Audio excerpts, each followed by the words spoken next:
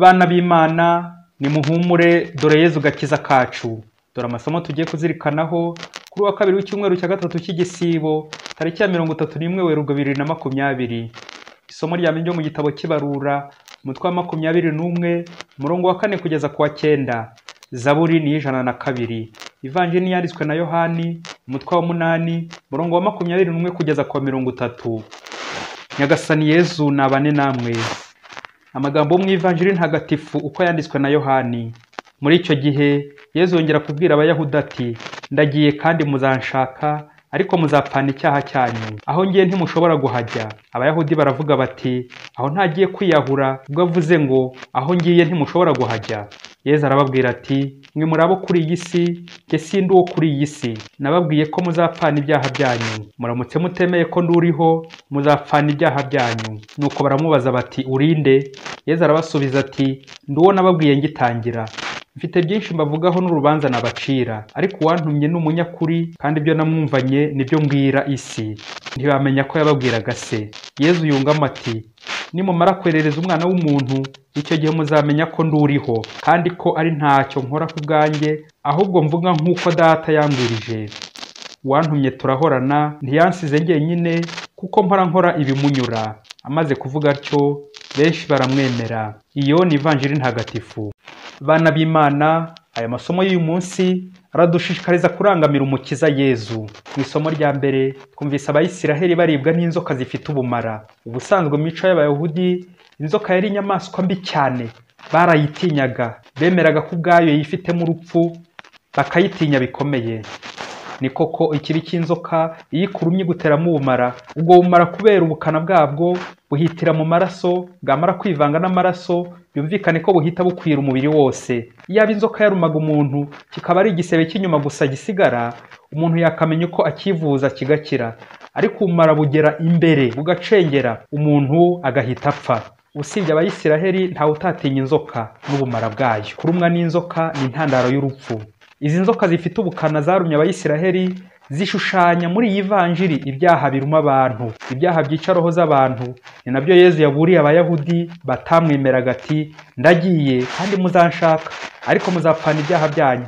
Kugira ngo Abayisiraheli bakire ubumara bw'inzoka, Imana ku mpuhwe zayo n'ubundi isaba Musa gucurisha inzoka y'umuringa, maze ayimanika ku giti. Uw'inzoka zajyaga zirya yarebaga iyo nzoka imanitse agakira. Iyi nzoka y'umuringa yamanitswe ishushanya Yezu wabambwe ku musaraba azira ibyaha byacu. Iyo ufashe umwanya ukamurangamira wari ufite ibyaha urakira. Mu gihe inzoka ifatwa nk'umuvumo kandi ikagira ubumara bwica, umusaraba wo ufite umugisha kandi urakiza. Inzoka izana urupfu, naho Yezu akazana ubuzima, umukiro wacu. Kurangamira Yezu bishushanya intebe ya penetensiya dukiriramo ibyaha, tugasaba Imana imbabazi, kuko ibyaha biraryana, birababa, bifite ubumara bukaze nk'ubwa ziriya nzoka twumvise. Mu gihe ubumara bw'inzoka bukwira umubiri ugahita upfa, n'ubumara bw'icyaha bukwira roho, ukababara, ukabura amahoro, ugashavura, ukabura imigisha, ukabura Imana. Ubwo nyine ukabura apfuye, kandi urupfu rubi ni urwa roho. Hari ikizamini cy'ubutabazi bwihutirwa. Ese ugeze ahantu habereye impanuka ikomeye, usanze abantu babiri, umwe yacitse ibisebe ari gutaka cyane, undi yaryamye hasi ntari no kuvuga yewe. Mu gutabara wabanza nde ugakurikiza nde? Igisubizo, wabanza uriya utari gutaka, kuko byashoboka ko yaviriye imbere, wenda no kuvuga bikaba byamunaniye, ari hafi gupfa. Nguko uko igikomere kibi ari icy'imbere, aho utareba. Ni icyaha kiraryana cyane kurenza igisebe kigaragara kiri ku mubiri tureba. Uyu munsi aya masomo aradufasha gufata ingamba ebyiri z'ubuzima. Iya mbere ni ukuba nka partenaire. Mwese muzi akamaro kumurinda nkuba partenaire. Kuba nka Musa, kurinda abandi ikibi, kubavuganira ku Mana, kubasabira, kabone n'ubwo baba bacumuye.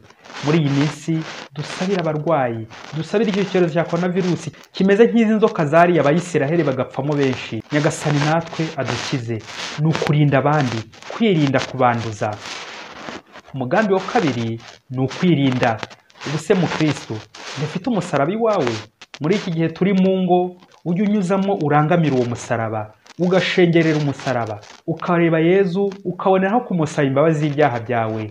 Kurangamira Yezu ku musaraba mu gisibo no muri iki gihe cya coronavirusi bizaguha ubudahangarwa bw'umubiri na roho.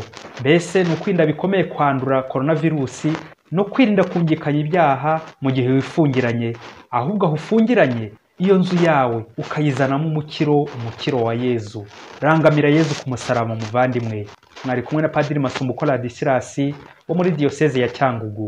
Wowe mukiro wanjye,